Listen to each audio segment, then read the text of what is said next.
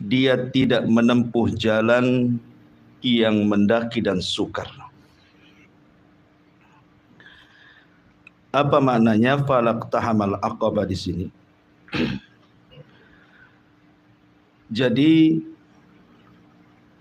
Aqabah, ma'ruf Aqabah itu nama bukit yang ada di sekitar Mekah. Makanya ada dalam sejarah itu disebut Bai'atul Aqabah. Baik Aqabah yang pertama ataupun Aqabah yang kedua. Jadi Aqabah itu nama bukit yang terjal. Banyak bebatuan sehingga untuk menempuh sampai ke atas itu sangat melelahkan. Perlu keberanian dan kesungguhan baru orang bisa sampai di puncak Aqabah. Makanya Nabi SAW memilih tempat di Aqabah untuk menghindari dari orang-orang musyrik. Karena untuk menempuh sampai ke Aqabah itu bukan perjalanan yang mudah. Di sini Allah Subhanahu wa taala ingin katakan bahwa sebagaimana seseorang menempuh jalan perbukitan yang terjal penuh dengan batu untuk sampai di atas bukit Aqabah, maka begitu juga seseorang ketika menuju jalan kepada Allah Subhanahu wa taala bukan perkara mudah. Jadi perlu kelelahan, keberanian, kesungguhan baru akan sampai kepada Allah Subhanahu wa taala. Itu makna falaqtahamal aqabah. Iqtahama itu dalam bahasa Arab artinya menempuh. Menempuh sebuah jalan. Dan Aqabah itu sebuah bukit yang banyak bebatuan dan terjal dan susah untuk dinaiki. Di sini Allah Subhanahu wa taala hendak menyamakan bahwa sebagaimana kita ini sulit sekali untuk menempuh ke bukit Aqabah tersebut, maka begitu juga kita akan sulit untuk menempuh jalan menuju Allah Subhanahu wa taala. Ma'asyiral muslimin yang dimuliakan Allah Subhanahu wa taala, ketika Nabi Allah Adam alaihi salatu wassalam diturunkan dari sorga, sebabnya adalah karena dosa. Dosa Adam melanggar larangan Allah. Jangan memakan buah larangan. Dimakan pula sama Adam. Kemudian Allah turunkan Adam ke bumi. Maka apabila Adam ingin kembali ke sorga dan seluruh keturunannya, maka bukan perkara mudah. Harus menempuh jalan yang sukar. Maka di sini mengatakan falaqtahamal aqabah. Akan tetapi dia tidak menempuh jalan yang mendaki lagi sukar. Seandainya mereka mau menempuh jalan yang mendaki lagi sukar, tentu mereka akan sampai ke situ. Karena jalan maksiat itu lebih mudah dari jalan ketaatan. Kalau orang maksiat itu mudah sekali. Didorong saja sudah jatuh gitu ya. Tetapi untuk melaksanakan ketaatan itu perlu jalan yang sukar dan mendaki. Kita lihat seperti Qiyamul Lail. Itu kan dibutuhkan seseorang untuk kesungguh-sungguhan bangun di tengah malam. Bukan mudah Qiyamul Lail itu ya. Walaupun dampaknya mudah, tapi kalau sudah dijalani, terkadang banyak rintangannya. Rasa kantuk, rasa takut, macam-macam ya. Namanya berdiri tegak tengah malam, di sepertiga malam kan. Banyak rintangannya. Ataupun umpamanya, di sini Allah Subhanahu wa taala mencontohkan beberapa jalur-jalur yang sulit lagi sukar yang harus ditempuh dengan keberanian. Makanya Allah mengatakan wa ma adraka mal aqabah, dan tahukah kamu apa jalan yang mendaki lagi sukar itu? Maka Allah Subhanahu wa taala mencontohkan dengan cara sedekah. Karena sedekah itu ikhwatu fiddin muliakan Allah Azza wa Jalla itu perlu kesungguhan dan perlu keberanian. Orang yang bersedekah itu kan perlu berani. Karena syaitan itu selalu datang membisikkan kepada orang yang hendak bersedekah, ya'idukumul faqra wa ya'murukum bil fahsyah. Membisikkan di telinga, jangan sedekah nanti fakir. Akhirnya memerintahkan kepada sesuatu yang buruk.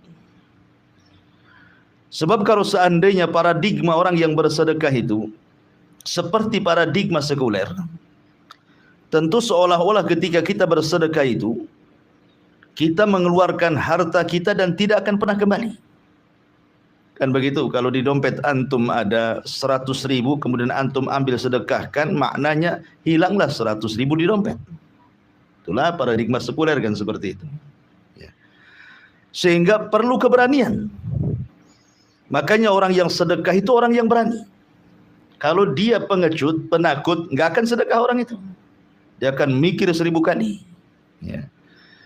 Tetapi ketika kemudian dia bersedekah, maka sesungguhnya dia punya kesungguhan dan keberanian untuk mengeluarkan harta.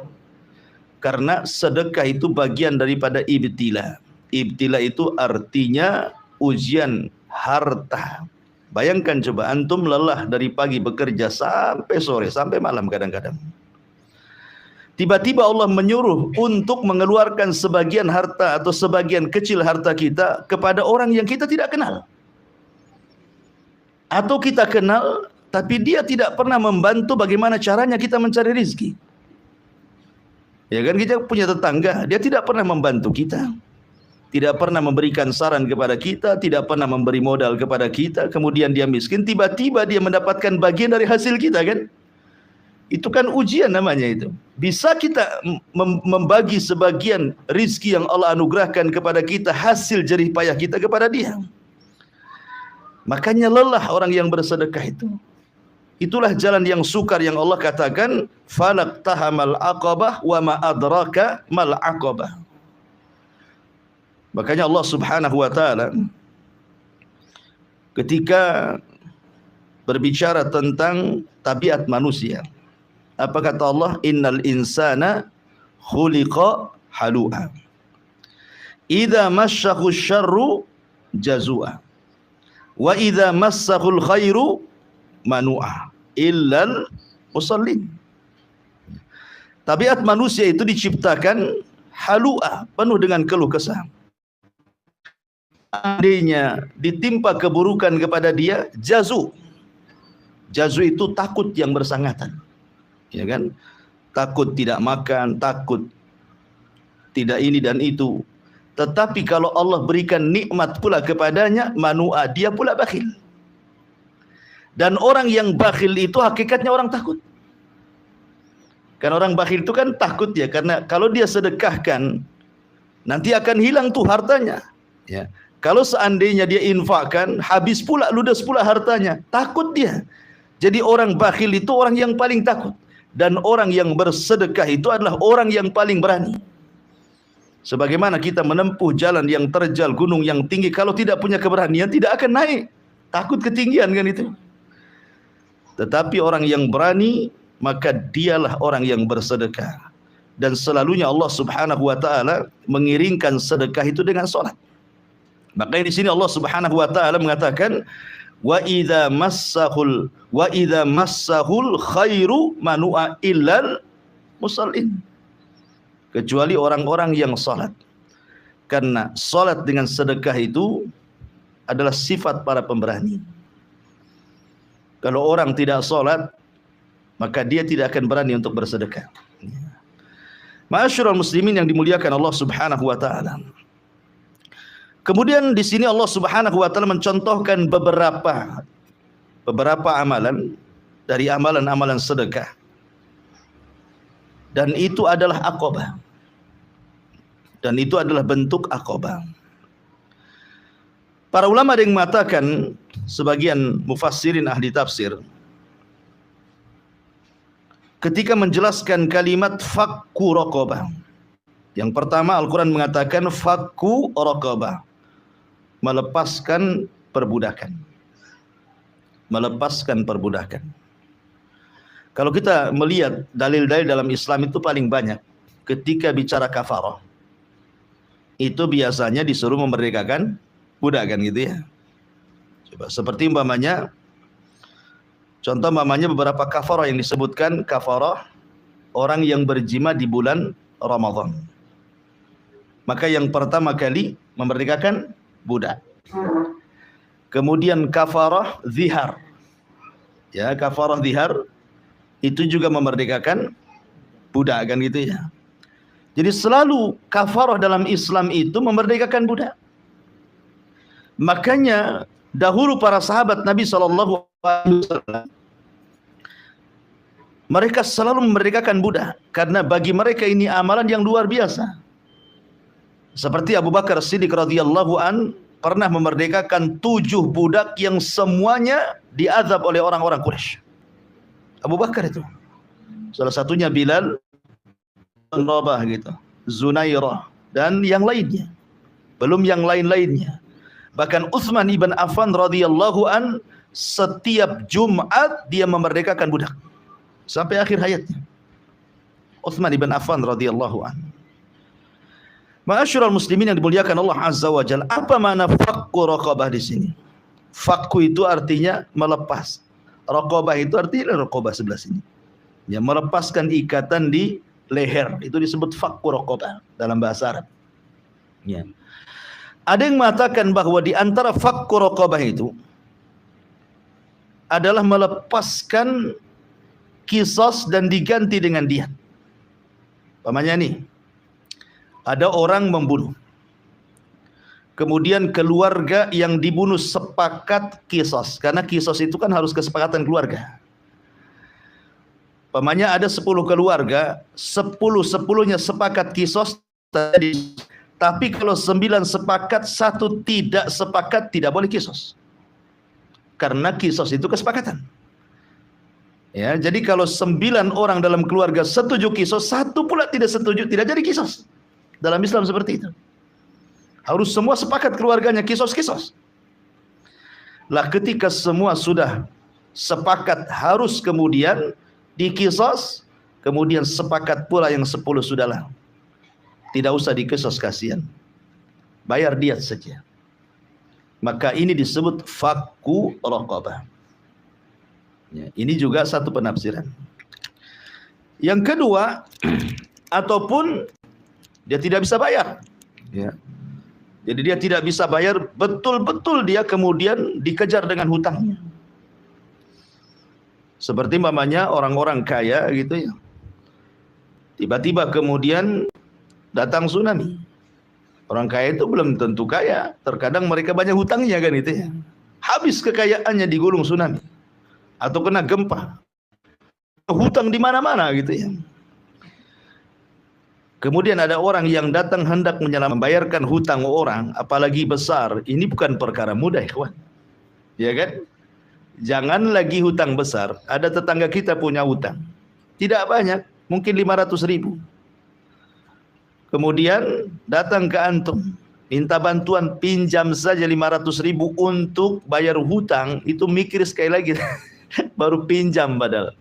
Bukan kita kasih, udahlah ambil aja bayar hutang kan itu ya. Itulah disebut falak tahamal aqabah itu. Itu agak sulit, sukar tuh yang gitu-gitu. Apalagi hutang besar kita bayarkan. Wah, itu fakku raqabah. Ini penafsiran yang kedua. Penafsiran yang ketiga, fakku raqabah ya artinya memerdekakan budak. Dan ingat, dalam Islam dunia perbudakan itu, bukan seperti dunia perbudakan barat. Jibril alaihi salatu wassalam selalu memberikan wasiat kepada Nabi sallallahu alaihi wasallam untuk menjaga budak. Makanya akhir wasiat Nabi sallallahu alaihi wasallam selepas dia mewasiatkan salat, disuruh kita menjaga budak-budak.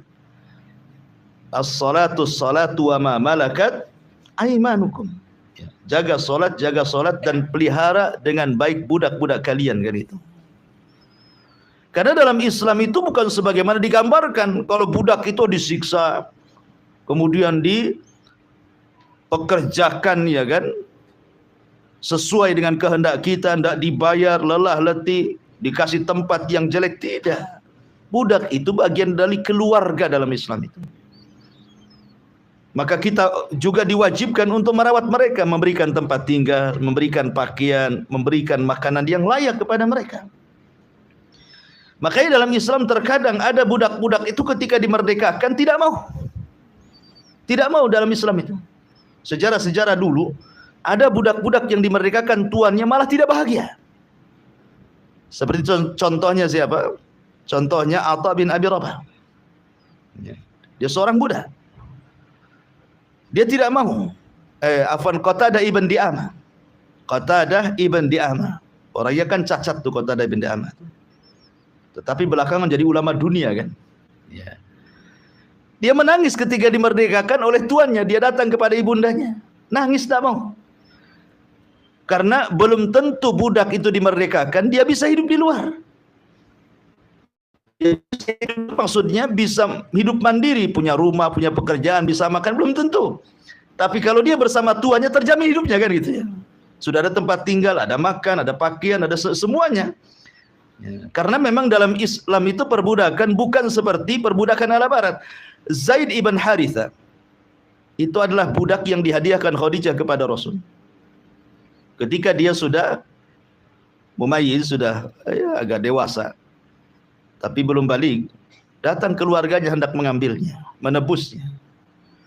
Tapi Nabi SAW kemudian memilih kepada Zaid, apakah engkau akan ikut ayahmu, ibumu, kerabatmu, ataukah engkau tetap di sini? Kalau engkau ikut mereka, aku merdekakan. Tapi Zaid mengatakan tidak. Malah kemudian datang kepada Rasul, memeluk Rasul dan mengatakan, aku hendak ikut dirimu. Kenapa? Karena muamalah Rasul kepada budak terkadang lebih dibandingkan muamalah orang tua Zaid kepada Zaid kan gitu. Jadi perbudakan dalam Islam itu jangan kemudian kita sangka begini, makanya ada ahkamur rik dalam Islam itu.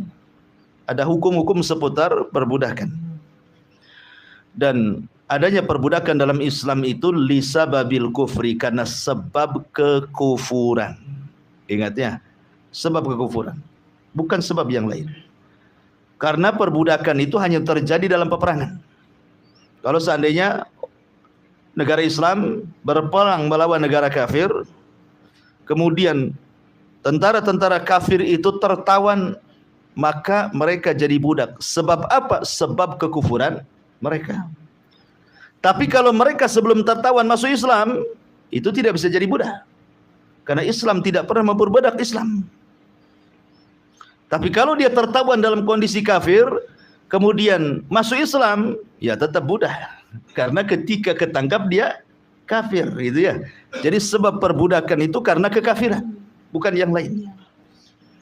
Ma'asyiral muslimin yang dimuliakan Allah Subhanahu wa taala. Ini yang pertama. Dan yang penafsiran yang keempat tentu fakku raqabah yang paling besar, bukan memerdekakan budak, tetapi memerdekakan diri-diri kita dari api neraka. Doa ketika Ramadan menjelang berbuka, apa doanya? Allahumma atik riqabana minan nar. Gitu ya. Raqabah itu riqab artinya, ya Allah bebaskan aku dari api neraka. Jadi fakku raqabah itu yang paling besar adalah kita memohon kepada Allah agar kita terbebas dari api neraka. Makanya setiap bulan Ramadan kalau menjelang berbuka, doa yang dianjurkan oleh para ulama saat berbuka itu adalah, ya Allah bebaskan diriku dari api neraka. Karena setiap malam di bulan Ramadan Allah membebaskan hamba-hambanya dari api neraka. Fakku raqabah. Inilah jalan yang sukar yang akan menuju kepada Allah Subhanahu wa taala. Yang pertama fakku raqabah.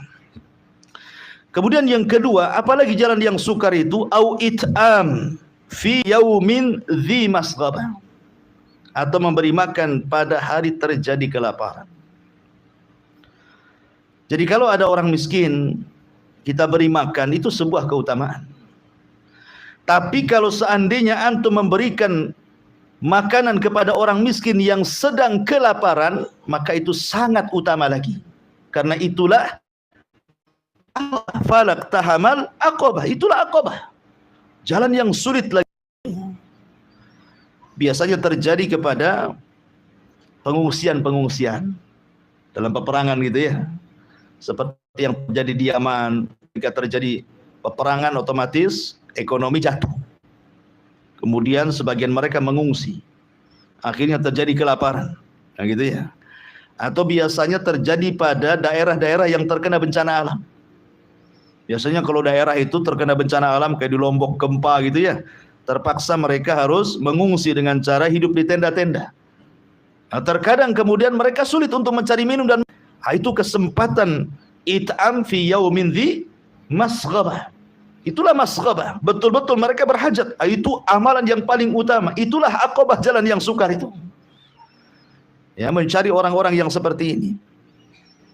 Ataupun mungkin orang yang hidup mungkin di daerah kita, mungkin bahasa kitanya di ruli-ruli gitu ya, yang mereka cari kerja pun susah. Terkadang mungkin di antara mereka tidak punya keluarga di Batam ini, hidup sendiri, tahu-tahu sakit gitu ya. Kemudian tetangganya pun tidak membantu dia. Itulah masghabah. Kalau ingin antum betul-betul memberikan makan kepada fuqara wal masakin, yang lebih utama carilah orang-orang yang sedang berhajat dan membutuhkan. Yang mereka tidak punya tempat, mereka memang hidupnya juga susah, kelaparan. Itulah yang Allah katakan au it'amun fi yaumin dzi masghabah. Ma'asyiral muslimin yang dimuliakan Allah Subhanahu wa taala. Kemudian Allah Subhanahu wa taala mengatakan yatiman dza maqrabah, atau memberikan makanan kepada anak yatim yang masih ada hubungan kekerabatan. Karena terkadang ada seseorang keluarga, kerabat gitu ya. Mungkin boleh jadi ada satu keluarga ayahnya meninggal, sehingga jadi janda gitu ya, dan punya anak kecil-kecil. Sementara kita ini kerabat dia. Maka sebelum kita membantu fuqara wal masakin di luar, maka bantulah anak-anak yatim yang masih ada hubungan kerabat dengan kita. Makanya kalau kita lihat konteks Al-Quran, ketika Allah Subhanahu wa ta'ala menyebut kebaikan itu, pertama adalah birrul walidain. Yang kedua kemudian berbuat baik kepada kerabat. Ini di lingkungan keluarga. Orang tua baru kerabat. Tapi kalau di lingkungan di luar keluarga, yang pertama kali adalah anak yatim. Baru kemudian miskin, gitu ya. Baru kemudian yang lainnya. Apalagi kalau seandainya yang kita bantu ini bukan hanya sekedar yatim, tapi dia juga kerabat. Jadi dia dua pahala akan didapat. Pertama pahala sedekah, yang kedua pahala silah. Maksudnya silaturahim. Bukan hanya dapat pahala sedekah saja, dia pun dapat pahala menyambungkan silaturahim dengan kerabat. Maka ini adalah fakkur aqabah. Jalan yang sukar adalah terkadang orang sulit untuk membantu keluarga. Padahal keluarganya itu ya, kadang-kadang sulit untuk membantunya. Dan itu adalah aqabah. Yatiman dza maqrabah. Tentu secara umum mengkafil anak yatim itu luar biasa pahalanya, ikhwan. Karena ketika Nabi SAW membuka pintu sorga, Rasul itu membuka pintu sorga, karena dia yang pertama kali membuka pintu sorga, Nabi SAW. Jadi ketika pintu sorga itu sudah dibuka, apa yang terjadi? Saya pegang aja lah ya. Jadi nggak bisa bergerak. Jadi ketika Nabi SAW membuka pintu sorga dan pintu sorga sudah terbuka, ketika dia hendak melangkah ke dalam sorga, tiba-tiba ada seorang wanita lari mengejar, seolah-olah ingin mendahului Rasul masuk sorga. Kemudian dicegat oleh Rasul, siapa kamu? Ya. Maka sang ibu, sang wanita ini mengatakan, saya adalah wanita yang banyak mengkafil anak yatim. Bayangkan ya, dia hendak masuk sorga duluan sebelum Nabi. Ketika dicegat di pintu sorga, siapa kamu? Kata wanita ini, saya adalah wanita yang banyak mengkafil anak yatim. Luar biasa ya.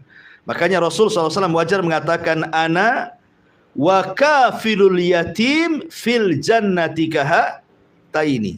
Kata Rasul, saya dan para pengkafil anak yatim itu seperti ini.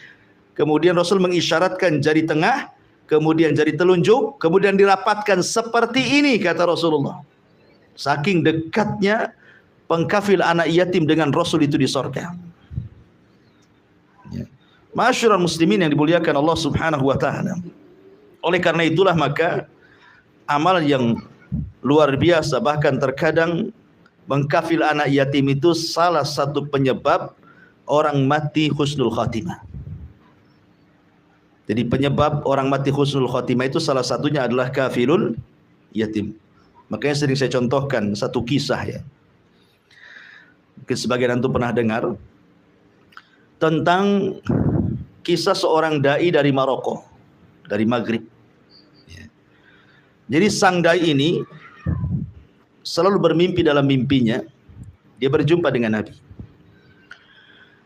Kemudian Nabi SAW mengatakan kepada sang dai ini, berangkatlah kau umrah, temui fulan ibn fulan, ajak dia umrah. Kemudian esok harinya mimpi yang sama. Kemudian esok harinya lagi mimpi yang sama. Artinya 3 malam berturut-turut mimpinya sama didatangi Rasul dan disuruhnya dia umrah ke Mekah, kemudian menjemput orang namanya fulan ibn fulan, ajak dia umrah. Dia orang Mekah. Berangkatlah kemudian orang Maroko ini, seorang dai Maroko ini. Kemudian setelah sampai di Mekah dia pun umrah. Kemudian setelah umrah dia hubungi para duat, kawan-kawan dai yang ada di sekitar haram, mencari orang yang dimaksud dalam mimpinya itu. Ikhwan, mencari orang tanpa alamat itu bukan perkara mudah. Akhirnya kemudian dia coba mencari, mungkin ke kantor disduk atau apa di zaman kita ya, mencari base datanya, ada nggak orang namanya ini. Qadarullah ketemu. Ya, karena orang Arab itu terkadang nama sama, bapak sama, terkadang kakek tidak sama. Kan mereka kan nasabnya disebut, ya. Fulan bin fulan bin fulan bin fulan, kan ketahuan. Ya. Kita enggak. Kadang-kadang kakek kita aja lupa siapa namanya. Siapa tanya kakek? Siapa namanya? Enggak tahu. Karena enggak pernah menghafal kakeknya aja enggak tahu itu. Jadi ketika dicari di base data ketemu, rupanya tidak jauh dari haram. Di sebuah pedesaan ada di situ orangnya. Berangkatlah dia dengan kawan dai-nya menuju tempat tersebut. Ketika disampai bayangan dia, ini mimpi bukan sembarang mimpi, karena Rasul yang berpesan. Sehingga dalam bayangan itu jangan-jangan orang itu seorang ahli ibadah, seorang ulama kah, janggutnya panjang, multazim gitu ya, istiqomah. Itu dalam bayangan dia. Rupanya ketika ketemu, orang-orang biasa saja. Bahkan dia mengaku dia orang paling jahat di situ katanya. Ketika ketakutan didatangi seorang dai Maroko ini, dia ditanya, "Lah kamu siapa?" "Saya seorang dai dari Maroko. Saya datang kemari ini karena arahan mimpi saya. Sudah saya mimpi 3 hari berturut-turut disuruh menjemputmu untuk umrah." Akhirnya setelah dibuju-buju, mau juga dia. Berangkat dia umrah. Ketika sampai di mikot, dia mandi, dia berwudu, dia pakai kain ihram, kemudian dia bertalbiyah sampai di Mekah. Ketika sampai di haram, walaupun dia dekat dengan haram, tapi dia jarang datang ke haram. Jadi dia terenyuh ketika melihat Ka'bah. Bagaimana bisa aku tetangga haram tapi tidak pernah ke haram? Ya. Jadi ketika dia ajak tawaf, dia mengatakan, "Kau duluan saja, aku ingin sholat 2 rakaat di sini. Aku rindu dengan Ka'bah." Akhirnya dia sholat 2 rakaat. Allah takdirkan rakaat pertama khusyuk sekali, rakaat kedua, dan ketika dalam sujud terakhir dia tidak bangkit lagi. Rupanya dia meninggal dunia. Meninggal dunia dalam kondisi sudah mandi, sudah wudu, pakai kain ihram, sudah talbiyah, dan dia menghadap Ka'bah, melihat Ka'bah dalam sujud. Luar biasa itu. Ya, Allah buat meninggal dengan cara seperti itu. Sehingga sang dai Maroko ini heran gitu. Belum tentu juga meninggalnya dia seperti orang ini gitu ya. Jadi coba dia telisik kepada keluarganya. Sebenarnya amalan dia apa tuh? Ditanyakan sama istrinya, "Suamimu itu amalannya apa?" Kata istrinya, "Tidak ada. Kadang suami kadang sholat, kadang tidak," gitu kan. Dia seperti halnya orang-orang awam lainnya. Tapi dai ini mendesak, coba hafal, hitung-hitung atau ingat-ingat gitu ya. Kira-kira suamimu itu beramal amalan apa? Teringat dengan tetangga sebelah. Jadi tetangga sebelah itu adalah seorang janda yang ditinggal mati suaminya dan punya anak kecil, anak yatim. Jadi suami saya kasihan dengan tetangga itu, sehingga dia bersumpah di hadapan saya, kata istrinya, setiap penghasilan bulanan kerja dia akan bagi dua. Separuhnya untuk tetangga yang yatim dan juga janda yang miskin dan sakit, dan separuhnya untuk istri dan keluarganya. Itu dilakukan sampai hari ini dia meninggal. Sejak zaman dia bersumpah sampai dia meninggal, dia tidak pernah ingkar janjinya. Dan saya mendengar ketika dia sebelum berangkat ke haram, sang janda yang sakit punya anak yatim ini sempat berdoa, dan saya dengar, sudah berangkatlah, semoga Allah subhanahu wa ta'ala berikan akhir kebaikan untukmu. Rupanya doa itu menjadi doa terakhir kehidupan orang ini. Dari sini hikmahnya apa? Bahwa Allah berikan kematian yang baik karena amalan dia memberi makan fakir atau memberi makan anak yatim ini. Padahal orangnya biasa saja kan.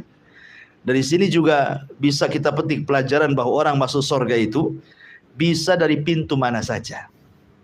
Terkadang dia kurang dalam masalah yang lain, tapi dia punya kelebihan dalam masalah ini. Terkadang yang bisa memasukkan kita ke dalam surga itu bukan amalan besar, terkadang amalan kecil, siapa yang tahu? Karena amalan kecil ini terkadang cenderung ikhlas dibandingkan amal besar.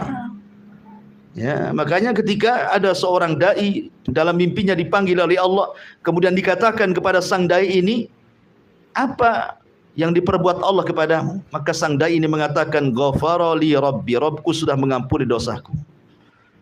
Kemudian dikatakan kepada sang dai, apakah karena engkau berdakwah ke sana kemari memberikan hidayah kepada manusia?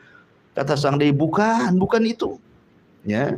Lalu apa yang menjadikan Allah mengampuni dosamu? Dia mengatakan, biriyalat tasaddaqtu biha, karena beberapa real yang pernah aku sedekahkan. Dengan sebab itulah Allah ampuni dosaku. Bukan karena dakwahnya ke sana kemari rupanya kan, karena amalan kecil yang semua orang bisa lakukan, gitu maksudnya. Itu bisa dari mana saja. Yang penting ikhlas, itu maksudnya. Dan mencontoh Nabi SAW. Tapi kembali, maka di sini Allah Subhanahu wa taala mengatakan di antaranya aqabah yang sukar lagi, sulit itu adalah yatiman dza maqrabah. Kemudian Allah mengatakan au miskinan dza matrabah, atau orang miskin dza matrabah. Matrabah itu artinya turab. Turab itu tanah. Maksudnya orang miskin dikaitkan dengan tanah di sini, maksudnya orang miskin yang tidak punya sama sekali. Tidak punya rumah, tidak punya tikar, dia tidur di tanah, gitu ya. Jadi orang miskin yang sangat miskin, gitu maksudnya. Kan ada orang-orang kalau tengok di Batam itu kan, ada orang yang tinggal di bawah-bawah jembatan. Ada entah yang sudah rusak, tinggal pula di situ.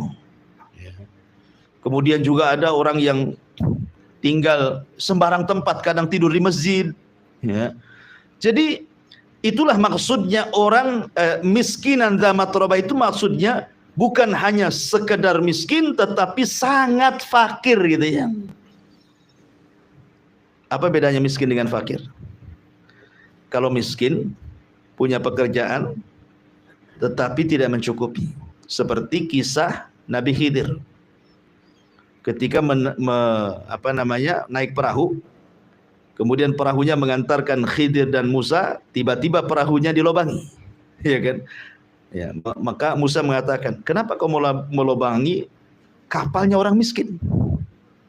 Artinya kan dia punya perahu kan? Miskin. Dari sini menunjukkan miskin itu punya pekerjaan. Boleh jadi dia punya mobil, boleh jadi dia punya kendaraan, tapi tidak mencukupi keluarganya. Nah, itu disebutkan. Ya.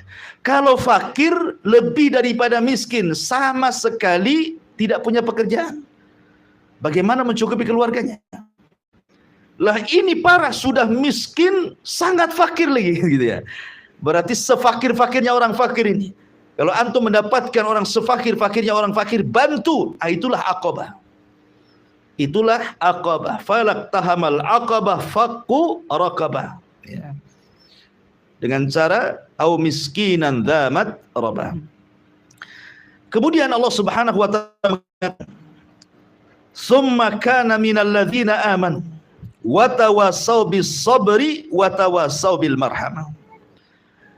Kemudian dia termasuk orang-orang yang beriman yang saling berpesan untuk bersabar dan saling berpesan untuk berkasih sayang. Sabar itu ada tingkatannya. Kata para ulama, kalau antum bisa melalui 9 kesabaran, maka antum akan masuk surga bighairi hisab. Masuk surga tanpa hisab. Apa 9 kesabaran itu? Pertama, as-sabru ala ta'atillahi lillahi wa billahi wa ma'allahi.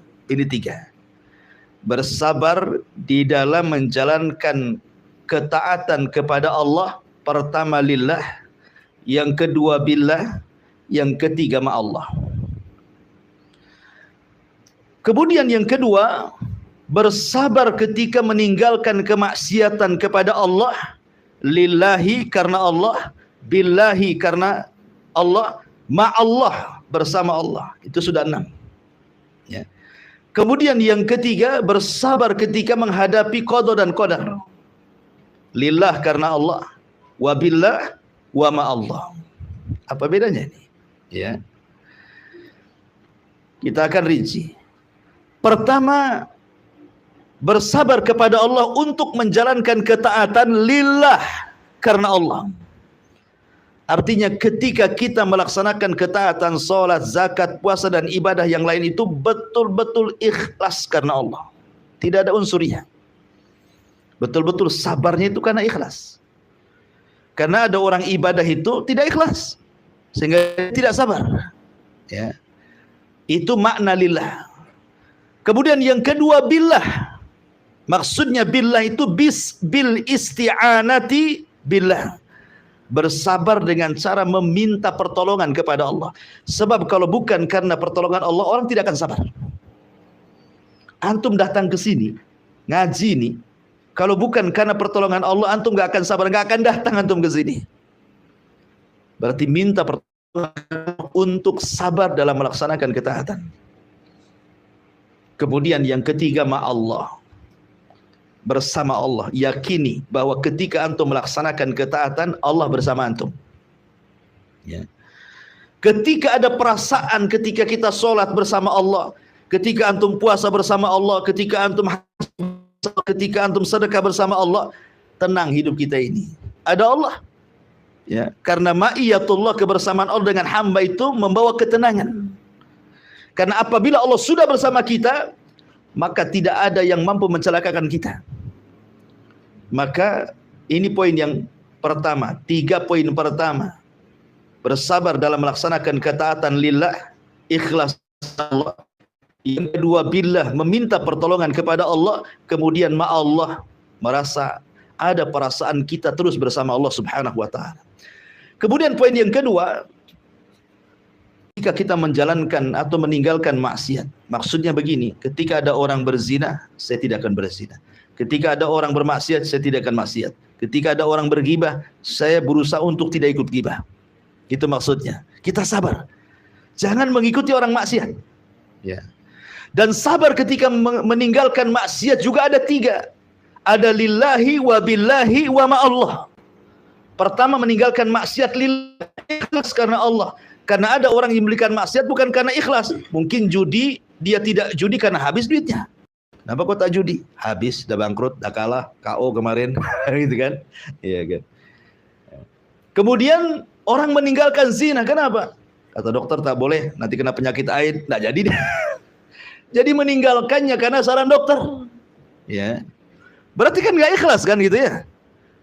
Kita meninggalkan lillah karena Allah. Memang ini dosa, nggak boleh.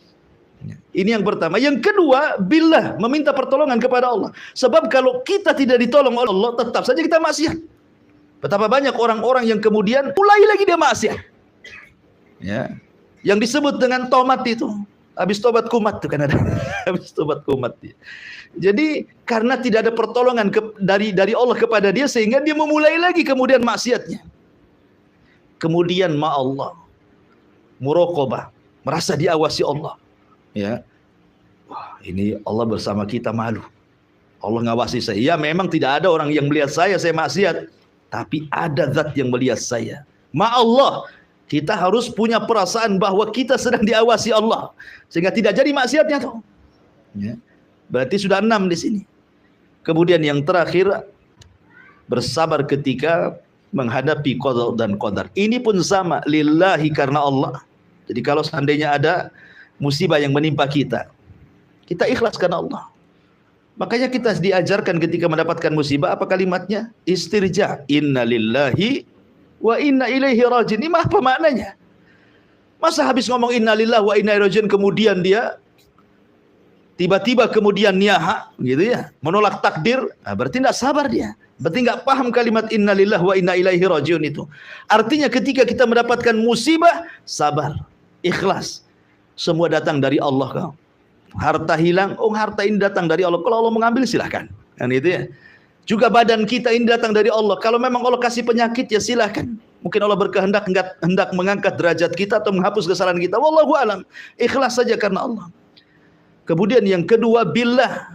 Ketika menghadapi musibah, minta pertolongan kepada Allah. Betapa banyak orang yang tidak ditolong Allah saat musibah, akhirnya dia menolak takdir. Menyalahkan Allah, seolah-olah musibah itu sebagai itab lillah. Allah disalahkan. Kenapa asik aku saja yang miskin ya Allah? Kenapa tetangga itu bisnisnya makin naik 3 hari gitu. Kenapa anak saya yang sakit, anak tetangga sehat-sehat gitu. Kemudian Allah, yakin ketika ditimpa musibah, Allah bersama kita. Pasti Allah itu ada tujuan lain. Pamannya antum dipecat dari perusahaan, ya. Jangan antum kemudian menyalahkan, ya, takkan dari perusahaan antum. Allah sudah menyediakan pekerjaan yang jauh lebih halal, lebih baik, dan bisa lebih meluaskan rezeki antum. Siapa yang tahu? Bukankah Allah yang Rasul mengatakan man taraka lillahi awadallahu khairan minhu. Man taraka lillahi awadallahu khairan minhu. Barang siapa yang meninggalkan sesuatu, man taraka syai'an lillah, barang siapa yang meninggalkan sesuatu karena Allah, maka Allah akan ganti sesuatu itu dengan sesuatu yang jauh lebih baik lagi. Kita tidak tahu. Kata para ulama, antum kalau bisa 9 perkara dalam bab sabar ini, bisa antum laksanakan, yadkhulul jannah bighairi hisab. Antum akan masuk surga tanpa hisab. Kenapa? Karena tidak ada amalan yang lebih besar pahalanya melebihi sabar. Allah mengatakan innama yuwaffas sabiruna ajrahum bighairi hisab. Kami akan berikan pahala orang yang sabar itu tanpa batas. Ya kan, kalau salat kan ada batas sekian nominalnya. Ya, kemudian juga haji ada batas sekian nominalnya, dan amalan-amalan yang lainnya. Makanya ketika bicara tentang pahala puasa, kenapa puasa itu tidak ada nominal pahalanya? Dan Allah katakan puasa itu untukku dan aku yang akan membalasnya. Karena inti ibadah puasa itu sabar. Sabar menahan lapar dari pagi sampai malam gitu kan. Ya, sabar mata kita tidak memandang yang haram, telinga kita tidak mendengar yang haram, hati kita tidak terlintas untuk mengerjakan yang haram. Karena inti puasa itu sabar. Ya. Ini yang pertama. Kemudian watawasau bil marhamah. Dan berpesan untuk saling kasih sayang. Suatu ketika Nabi SAW sedang berbincang dengan Ummul Mukminin Aisyah radhiyallahu anha. Tiba-tiba datang orang munafik, dari jauh sudah datang orang munafik itu. Rasul mengatakan kepada Aisyah, bi'sa akhul asyirah. Aisyah, kamu ingin tahu siapa orang yang paling buruk? Kata Aisyah, enggak tahu. Itulah orang itu yang mau datang ke sini, kata Nabi. Kata Nabi, ya, itu orang yang mau datang ke sini tuh. Itu orang yang paling buruk itu, katanya. Ya. Kemudian Aisyah radhiyallahu anha, setelah orang itu datang, kemudian menyingkir, tiba-tiba Nabi SAW malah mujamalah, senyum, ya, berkata-kata baik. Karena akhlak Rasul itu baik. Udah tahu dia buruk pun tetap Rasul akhlaknya baik. Nah, salah satu perbincangannya adalah ketika Rasul sedang ngobrol nih sama orang munafik ini, datang cucu Nabi Hasan Husain. Ya. Kemudian oleh Rasul ditangkap, habis itu dicium, habis itu dipeluk. Pokoknya Rasul memperlihatkan kasih sayang kepada cucunya. Heranlah si munafik Badui ini dan mengatakan, Rasul, li asyaratu banat. Saya ini punya 10 anak. Saya tidak pernah mencium satu pun di antara mereka, katanya. Apakah kamu mencium anak-anakmu? Kata Rasul, ya, aku mencium anak-anakku. Kenapa kau tidak cium anak-anakmu? Kemudian Rasul mengatakan, aku takut Allah Subhanahu wa taala mencabut rahmat di hatimu, katanya. Irhamu man fil ardi sayarhamukum man fis sama. Sayangi orang yang di bumi, nanti yang di langit sayang sama kamu, gitu ya. Dan tentu pertama kali kasih sayang kita berikan kepada orang tua. Makanya sering kita berdoa apa? Dalam doa ke orang tua kita,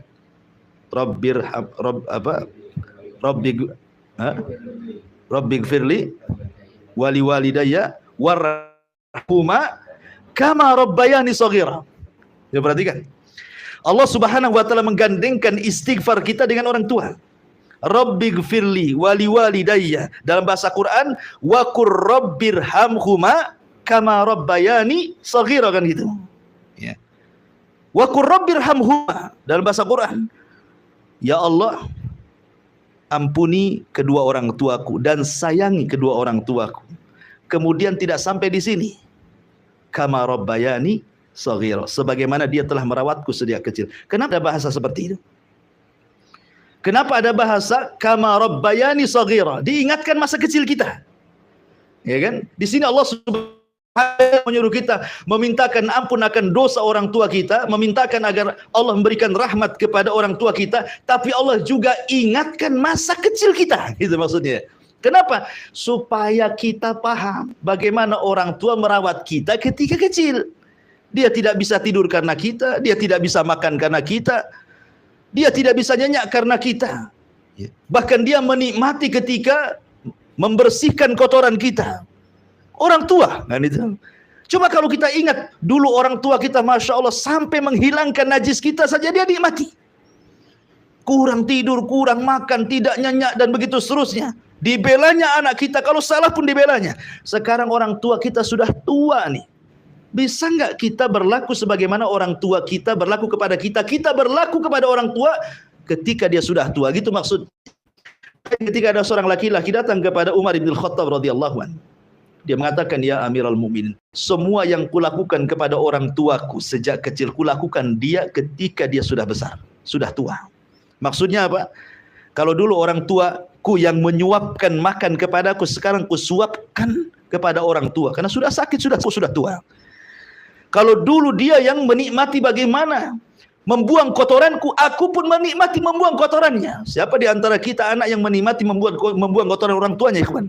Ini bercerita ini, pokoknya apa yang dilakukan orang tuanya di masa kecil, dia lakukan kepada orang tuanya di masa ketika orang tuanya sudah besar, sudah tua, sudah renta. Kemudian dia ngomong sama Amirul Mukminin, cukupkah gitu ya, berbuat baikku kepada dia, seimbangkah berbuat baikku kepada dia? Maka Umar mengatakan, tidak. Sekalipun kau sama, orang tua mau dulu nyuapin, sekarang kau yang nyuapin. Orang tua mau dulu mencebokin, sekarang kau cebokin. Orang tua mau begini, kau begitu. Orang tua begitu. Anggaplah sama. Tapi itu tidak bisa membandingi kebaikan orang tuamu kepadamu. Tahu rahasianya? Kata Umar, rahasianya. Karena ketika orang tuamu merawat, memberi makan, memberi minum, memberi pakaian, ya, membersihkan kotoran, orang tua berharap kau tetap hidup bersamanya. Tapi ketika engkau membersihkan kotorannya, menyuapin, dan begitu seterusnya, engkau menginginkan kematiannya. Itu bedanya gitu ya.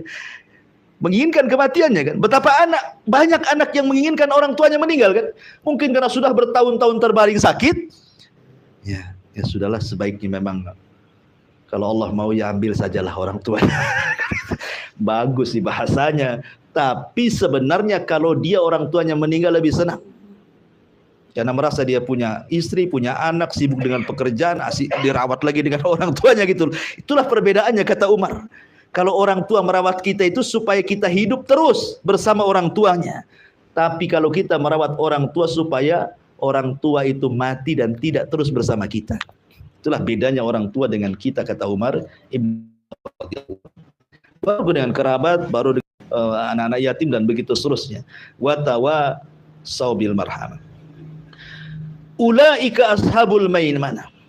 Mereka golongan orang-orang yang beriman dan saling berpesan itu adalah golongan orang-orang kanan. Ya.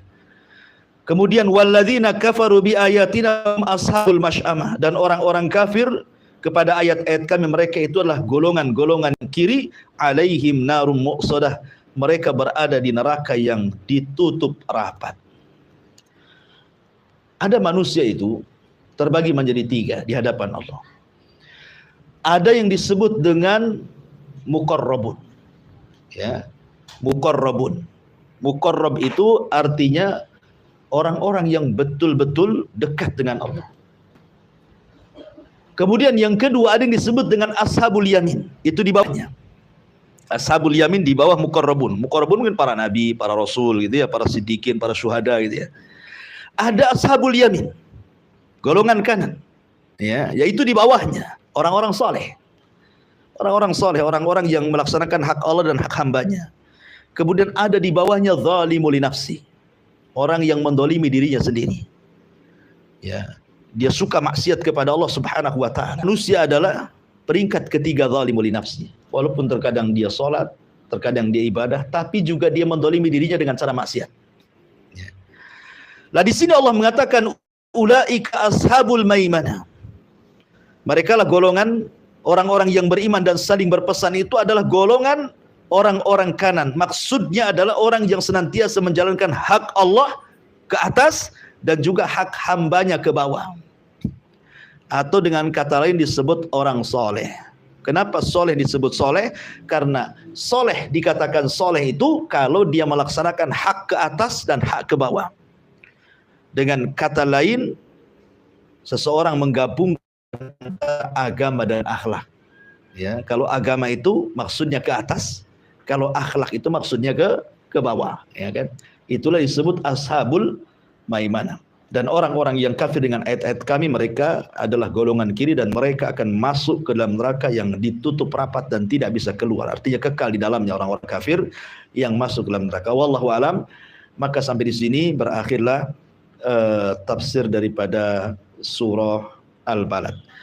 Tapi sebelum saya tutup, mungkin di antara antum ada yang mau bertanya, tafadhal.